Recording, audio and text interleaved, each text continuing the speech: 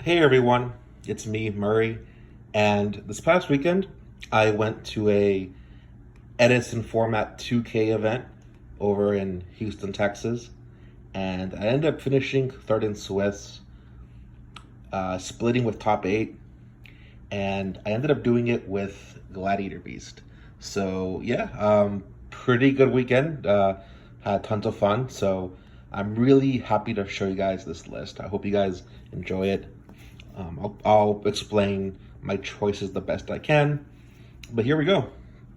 We have two Laquari, one Darius, two Equest, two Samnite. I really think you need to play two Samnite with Rescue Cat. Yes, one is what you can get away with, but when you play two, you gain access to some really powerful lines, such as being able to summon both of them into back row and then, force out the bottomless, force out the torrential, and then flip Starlight Road in response as the blowout. If you open Rescue Cat plus Tiger, it's also the same outcome as opening Prisma Tiger because it's just another way to get to Geyserus. So yeah, and the effect on Sunlight's pretty solid too. It can grab Bestiari, War Chariot, stuff like that. Bestiari, two Retiari. Retiari is such an MVP. It really is. Because a lot of the payoffs in this format come from setting up the graveyard in such a way with multiple key pieces, such as Vayu plus Sirocco, double Treeborn Engrave, Water plus Hero, or even something as simple as getting to three darks for Dark Arm, or five monsters for Pot of Avarice. Retiari shuts all that off, all of it. And when you play two, it's always easy to tag into it in case you draw one or the other gets removed. But where it gets really unfair is when you can tag into two of them in the same turn, or even Geyserus into two of them at the same time.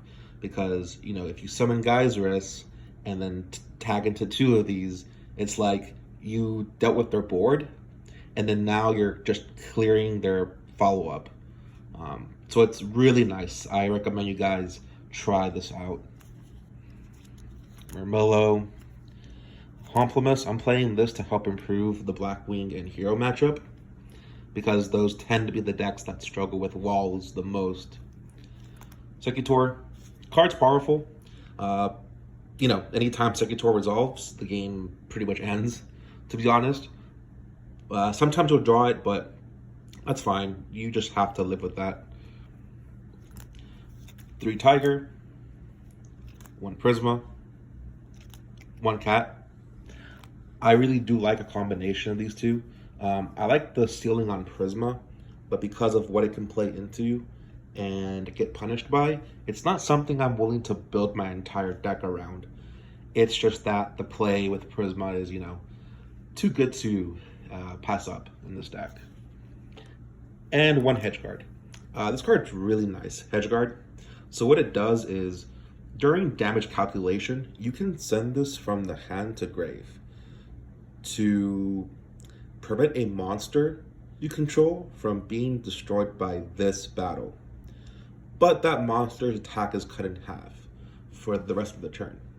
Do be mindful, though, that it only saves you from that one battle. So, if they have multiple things they're attacking with, it's not as good. But that's not the point. The point is that this gives you a hand trap with a pseudo Wabaku effect. And because it can be played in damage calc, it gives you a way to beat Honest and Collude. That's the main appeal of this card. Anytime your GB goes to battle and your opponent reveals Honest or Collude in damage step, you play this in response. Protect your GB, and then at the end of the battle phase, your GB will tag out into Murmillo over here and pop their monster. So like now you basically went you basically 2-for-1 your opponent thanks to hedge guard. That's really nice. And on top of all of that, it has 2100 defense. So it's, you know, a nice wall. So it's a really nice battle trick in a battle deck. So I do like that a lot about hedge guard. So those are all the monsters. For these spells, I'm on 3 Book of Moon, 3 Shrink. Shrink is absolutely fantastic. It's like having another playset of Book of Moon. So like my deck comes with 3 books and 3 Shrinks. So like Shrink lets you like protect your monsters from bottomless, or it acts as a battle trap. So having like 6 copies of this is really nice. And then the last spell that I play is MST. Those are all my spells. It's just these 7. So I will comment on this since I'm already, you know, at this point. I don't play Heavy Storm. I don't play this card. And I also don't play Mirror Force or Tori. I don't play these cards. Heavy Storm is pretty obvious, you know. I am a back row deck, so it just never feels good to Heavy Storm my own back row. But like the main thing about these 3 cards is that they all play into Starlight Road. Starlight Road basically auto wins versus Glads. I don't ever want to be in a position where there's a 50-50% chance I just might auto lose the game, you know? Because look at it this way. Stardust is already a very good anti-GB card. So like imagine having to deal with one that was summoned for free off your own card. That's not exactly a position I want to be in. So I just don't play them. I don't miss them. And the benefit of not having these in your deck is that you put your opponent in a weird mind game where like they're going to be playing around these the whole time, but it turns out you don't actually play them. So like that actually just benefits you in the long run because your opponent's playing as if you had them. And then for the trap lineup, it's quite hefty. We have triple Dust Tornado, triple Deep Prison, 2 Bottomless, 2 Compulsory. All of these are very good cards, very good, very generic. 2 War Chariots. So I main 2 and then side into my 3rd copy. The reason I do this is because even though there are a lot of matchups I like having 3 in against, those tend to be your best matchups anyway, you know. So it's perfectly fine if I don't see, it's perfectly fine if I don't have 3 Chariots against my best matchups. But against some of my harder matchups, specifically Blackwing and Hero Beat, you actually do get punished when you see multiples of these. Because the thing is, like, Blackwing and Heroes, they don't rely as much on their monster effects. A lot of their removal comes in the form of spell and traps, or by just outright having bigger monsters than you. So like, it's the worst feeling ever when you draw multiples of these, and all your opponent has to do is, you know, summon Sirocco, summon Alias, and just beat over your GB because, you know, War Chariot's not designed to stop a spell or trap or a monster in battle, obviously, right? So, yeah, it's just really rough when you draw multiples. As a matter of fact, I actually tend to side at least one out against both of them for that reason. But yeah, that's the logic behind that. And then Solemn Judgment, Starlight Road, Call the Haunted, Trap Does Shoot, and then the Hot Spicy Tech, the card that people always ask about. It's a pole position. This card's really cool. So what it does is, while face up, the monster with the highest attack becomes unaffected by spell cards. Really simple effect, right? It's really simple and easy to understand. So The reason why it's good to have an effect like this is because, it stops brain control, mind control, enemy controller, smashing ground, Book of Moon, Gemini Spark, Mark of the Rose, Soul Exchange. It stops all of that. And here's the thing, right? Like, the best way I can explain pole position is by comparing it to, Starlight Road.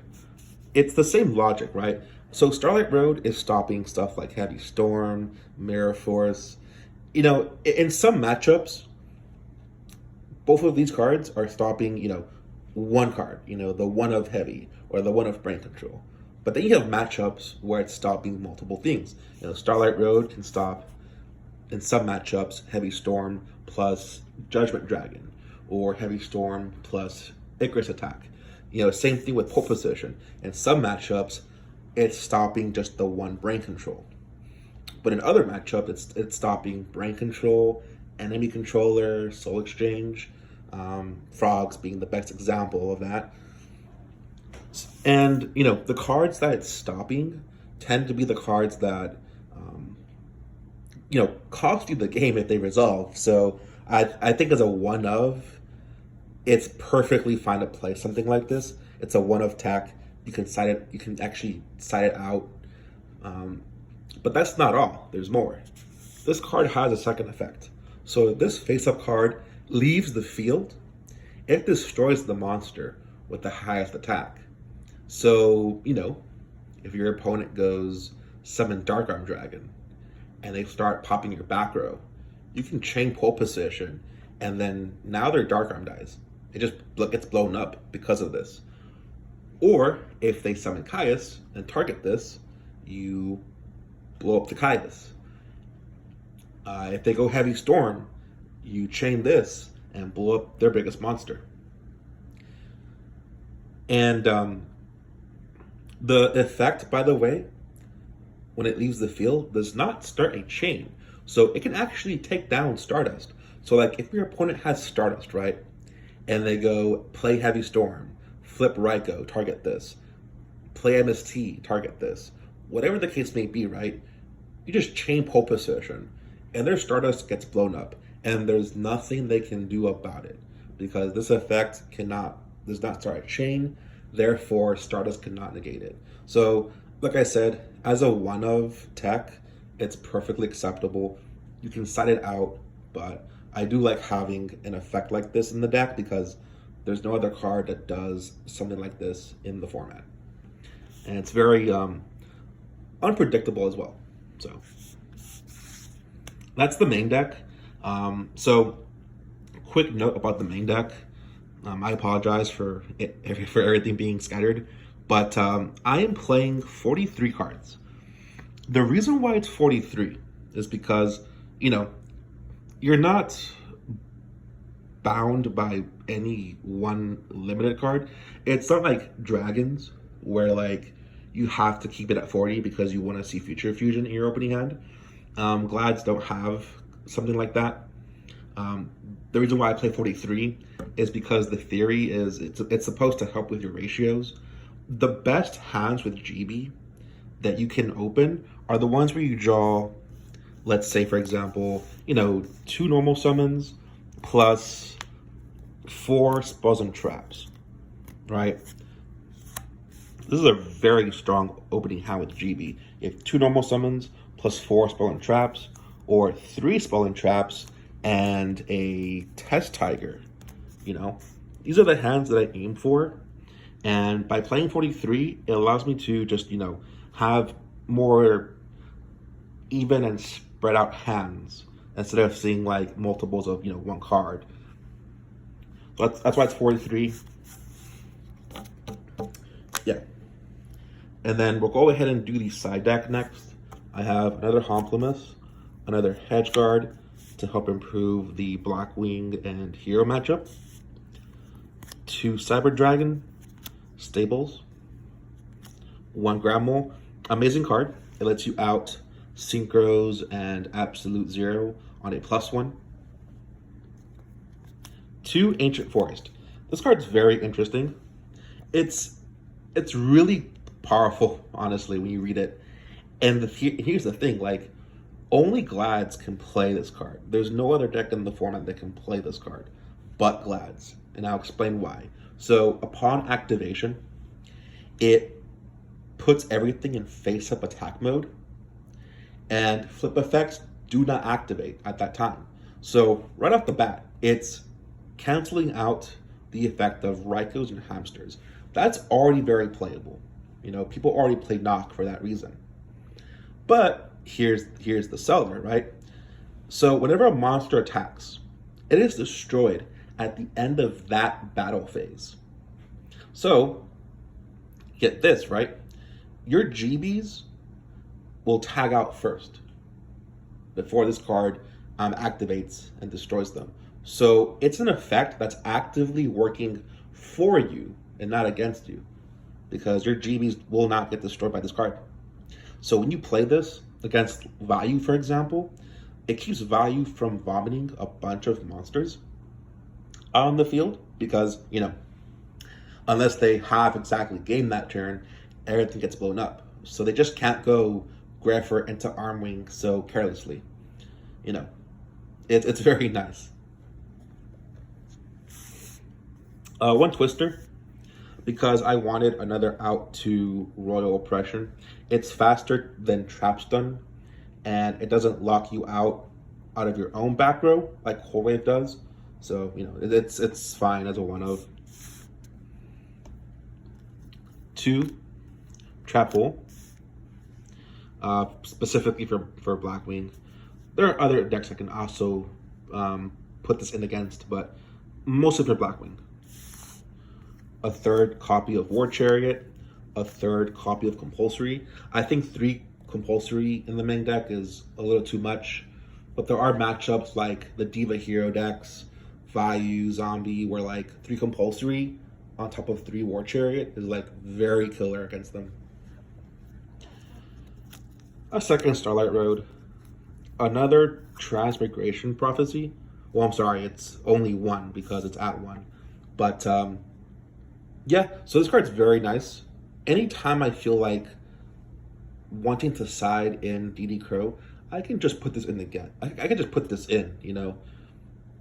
And the fact that it shuffles back into the deck also lets you just play around dumb stuff like Burial, or like the equip spell that Amaryllis plays, Reincarnation, you know, DDR. But yeah, it's really nice. I like it. And the Widespread Ruin.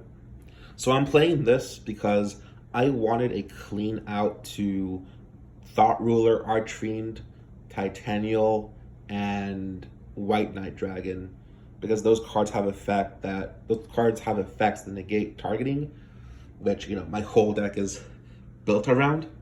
So, you know, I wanted to clean out to that. I can also bring it in against Blackwing as a 4th, you know, battle trap. So it's nice. And then real quickly, we'll go ahead and do the extra deck. The extra deck is really straightforward. It's nothing special, but I will go ahead and talk about it anyway.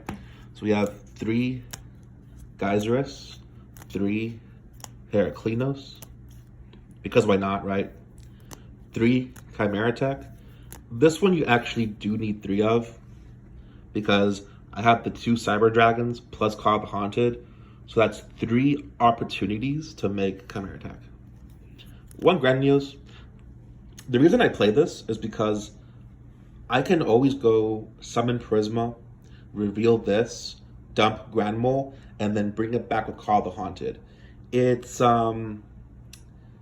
just an option to have because you have so much room for it, so you might as well, right? 2 Stardust, and then because I needed filler cards, I decided to play these. I literally cannot make these cards. I cannot make a single one of them, but they look cool. But yeah, that is the main deck. Again, I apologize for the sloppy setup, but yeah, if you guys have questions, I'll go ahead and come back to this video and answer every single one. You know, I do read every single comment on YouTube and the Discords.